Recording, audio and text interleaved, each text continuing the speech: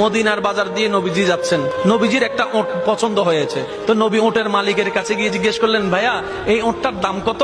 ওই দামাদামি হলো, নবী সে দামে কিনতে রাজি হলেন, কিন্তু নবীর কাছে তখন অর্থ ছিল না। তখন নবীজি ওনাকে বললেন, আপনি আমাকে ওটটা দেন, আমি এখনই গিয়ে আপনার সেই প্রাপ্যটা পাঠিয়ে দিচ্ছি।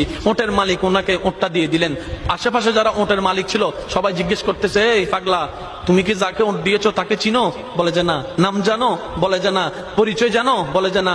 ঠিকানা জানো? না। তো তুমি যে ওটটা দিয়ে দিলা, উনি যদি ওটার টাকাটা না ফাটায় তখন তো তুমি লসের মধ্যে চলে যাবা। সে ওটের মালিক বলে, এত সুন্দর নুরানি চেহারাওয়ালা কখনো বাটপার হতে পারে না, কখনো চিটার হতে পারে না, কখনো মৃত্যুক হতে পারে না। ওনার চেহারা দেখেই তো আমি ওট বিক্রি করার আগে মনটাই বিক্রি করে দিয়েছি, মনটাই বিক্রি করে দিয়েছি, মনটাই বিক্রি করে দিয়েছি। তোমরা যাই বলো, আমার মন বলে উনি আসবেই আসবে, টাকাটা পাঠাবেই পাঠাবে।